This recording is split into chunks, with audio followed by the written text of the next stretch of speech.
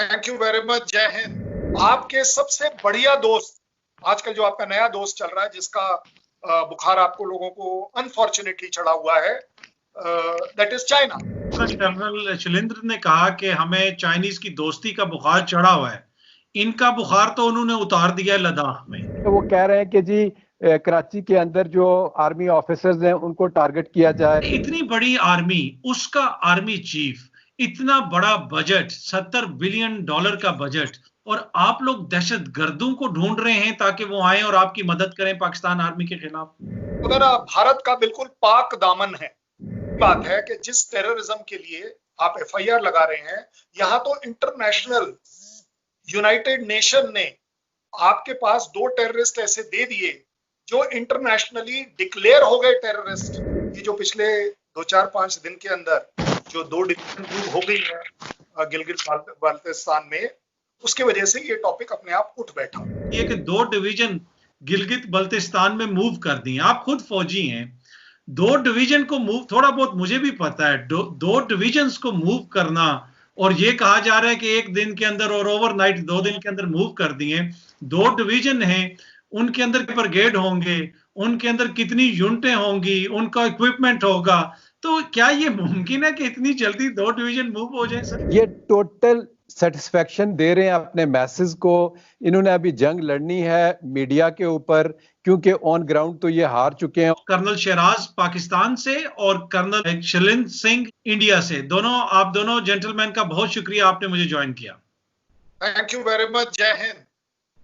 अच्छा, बहुत शुक्रिया। पाकिस्तान जिंदाबाद। जी कर्नल शेराज, आपने जो आजाद कश्मीर की पुलिस है उसको एक दरखास्त दी है कि इंडियन आर्मी के एक साबिक अफसर हैं, उनके खिलाफ मुकदमा दर्ज किया जाए, तो ये क्यों सर? आपने किस बुनियाद के ऊपर ये एप्लीकेशन दे दी आपने?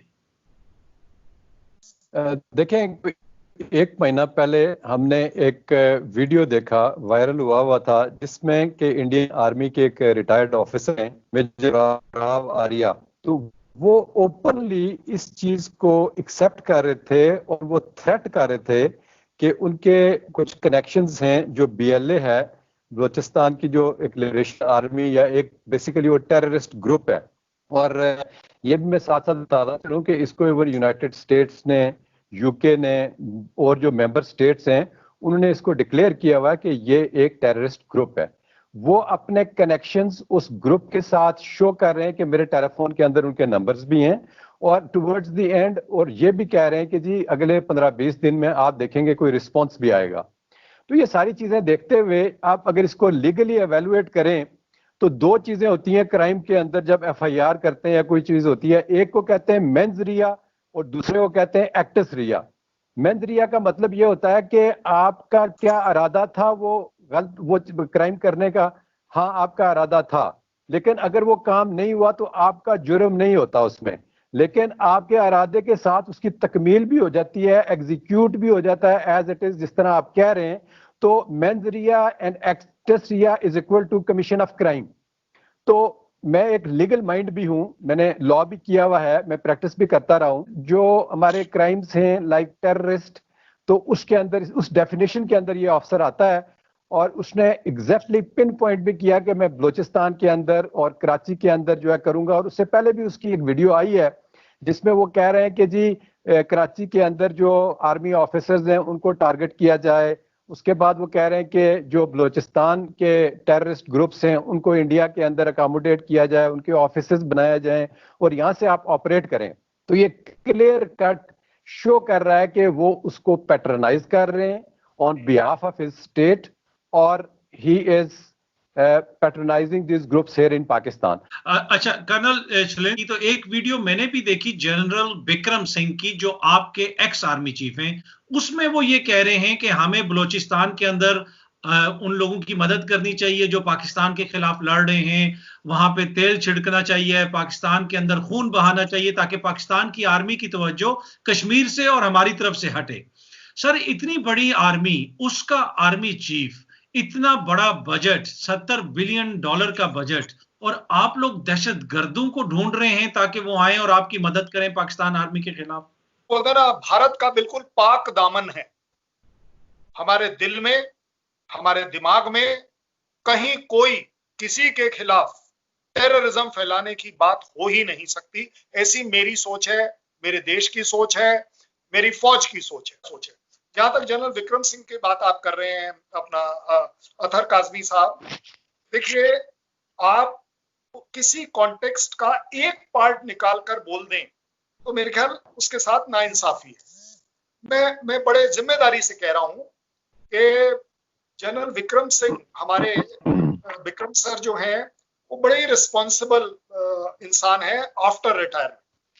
जब उन्होंने ये कहा, और ये मैंने सुना हुआ है इससे रिलेटेड कुछ पार्ट पहले भी, तब भी मैंने यही कहा कि आप सोचिए वो क्या कह रहे हैं। वो कह रहे हैं कि अगर हम पिछले 70 साल से पाकिस्तान द्वारा टेररिज्म को सपोर्ट और इंसाइट करने के लिए अगर इंडिया में जिम्मेवार मानते हैं, गलत है या सही की बात नहीं, अगर हम जिम्मेदार मानते हैं उसको, तो हमें भी उसको उसी के टेस्ट की चीज वापस देनी पड़ेगी, उसको उसी लैंग्वेज में बताना पड़ेगा, क्योंकि उसको रियलाइज जब होगा, जब टेररिज्म उसके अपने घर के अंदर, उसके अपने चार दीवारी के अंदर दिखाई देगा, जिसके वजह से वो सफर करेगा। बड़े दुख की बात है कि जिस टेररिज्म के लिए आप एफआईआर लगा रहे हैं, यहां तो इंटरनेशनल यूनाइटेड नेशन ने आपके पास 2 टेररिस्ट ऐसे दे दिए जो इंटरनेशनली डिक्लेयर हो गए टेररिस्ट, उनकी ऑर्गेनाइजेशन डिक्लेयर हो गई।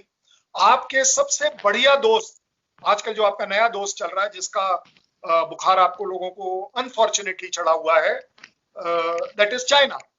और चाइना ने पूरी कोशिश करी कि वो ना हो, लेकिन फाइनली करना पड़ा। तो जिस तरह कर्नल शैलेंद्र ने कहा कि हमें चाइनीज की दोस्ती का बुखार चढ़ा हुआ है, इनका बुखार तो उन्होंने उतार दिया लद्दाख में। प्रॉब्लम आपका और चाइना का है, और आप खामखा बीच में पाकिस्तान को घसीट रहे हैं, उनसे आप डील नहीं कर पाते और आप इल्जाम पाकिस्तान को दे रहे हैं। बिल्कुल बिल्कुल, बहुत बहुत बढ़िया बात है। अगर हमारा चीन का मसला है, हम चीन के साथ लड़े मरे क्या करें, वो हमारा और उनके बीच का मामला है। पाकिस्तान को हमें से बिल्कुल इन्वॉल्व नहीं करना चाहिए था। और अगर आप पिछले 1-1.5 महीने से देखें भी, तो इसका कहीं पर जिक्र पाकिस्तान में भी नहीं हो रहा था कि हमारे खिलाफ कोई है, और ना हम इसका कर रहे थे। ये जो पिछले 2-4-5 दिन के अंदर जो 2 डिवीजन मूव हो गई है गिलगित बाल्टिस्तान में, उसकी वजह से ये टॉपिक अपने आप उठ बैठा। क्योंकि हमारे यहाँ हमारे पिछले चीफ ने भी ये कहा कि हमारे देश को, हमारी सेना को 2 फ्रंट वॉर के लिए तैयारी रखनी है, क्योंकि जब भी कभी होगा इसी तरह का कुछ होगा। इस वजह से आज की तारीख में हम पाकिस्तान को ये ब्लेम करते हैं कि उसके चाइना के बिहेव पर बहकाव में आकर अपनी फोर्स मूव करी है, जिसका कोई एक्चुअली लॉजिक नहीं है, रीजन नहीं है। क्योंकि हमने एक बार भी कहीं किसी फोरम में ये नहीं कहा या बोला या क्लेम किया कि हम पाकिस्तान बॉर्डर की तरफ देख रहे हैं। सर, एक तरफ इंडिया वहां पे लद्दाख में एंगेज्ड है, वहां पे उनकी आर्मी के साथ जो हो रहा है, जो सिचुएशन है वो आपके सामने है कि कोई वो मिलिट्री अब टॉक्स हो रही हैं, वहां पे उन्होंने बेसिकली हाथ खड़े कर दिए, भाई हम जंग नहीं कर सकते, हम आपको मार के नहीं निकाल सकते, हम आपको बातचीत करें, प्लीज मान जाएं और वापस चले जाएं। दूसरी तरफ आप लोगों ने ये हरकत शुरू कर दी है कि 2 डिवीजन गिलगित बल्तिस्तान में मूव कर दी। आप खुद फौजी हैं, 2 डिवीजन को मूव, थोड़ा बहुत मुझे भी पता है, 2 डिविजन्स को मूव करना, और ये कहा जा रहा है कि एक दिन के अंदर और ओवरनाइट 2 दिन के अंदर मूव कर दिए। 2 डिवीजन हैं, उनके अंदर 6 ब्रिगेड होंगे, उनके अंदर कितनी यूनिटें होंगी, उनका इक्विपमेंट होगा, तो क्या ये मुमकिन है कि इतनी जल्दी 2 डिवीजन मूव हो जाए सर? अब एक सिविलियन को कन्विंस करना इस बात के ऊपर बहुत आसान है, और उसको बताना कि जी 2 या 4 डिवीजन वहां पे चले गए। But as an army officer, colonel Shailendra में भी, उन्होंने भी सर्व किया होगा पहाड़ी एरिया में, मैंने भी किया हुआ है। सर बात यह है कि जो टाइम एंड स्पेस होता है ना, सबसे बड़ी बात होती है स्पेस आपको चाहिए होती है। तो 2 डिवीजन्स की क्या स्पेस हमें प्रोवाइड करता है जिन एरियाज की ये बात करते हैं, वहां पे तो आप इवन 1-2 ब्रिगेड की अगर बात करें तो कोई बात समझ में आती है, लेकिन ये डिवीजन्स की इतनी बड़ी, फिर आपको पता है जो आपके H1 होते हैं, H2 होते हैं, सारी चीजें होती हैं, इतना बड़ा डिवीजन मूव करना, ये टोटल सेटिस्फेक्शन दे रहे हैं अपने मैसेज को। इन्होंने अभी जंग लड़नी है मीडिया के ऊपर, क्योंकि ऑन ग्राउंड तो ये हार चुके हैं, और लोगों को कंसंट्रेशन को भी इन्होंने डाइवर्ट करना है। कि जी पाकिस्तान ये कर रहा है, पाकिस्तान को क्या जरूरत पड़ी है, पाकिस्तान की कौन सी वल्नरेबिलिटी उस एरिया के अंदर है, वहां तो इंडिया ऑलरेडी ब्लॉक हो चुका है। Thank you so much colonel Shailendra and colonel Shera. Thank you very much. जय हिंद। ऑनर्ड। Thank you. अस्सलाम वालेकुम जी। पाकिस्तान जिंदाबाद। बहुत शुक्रिया।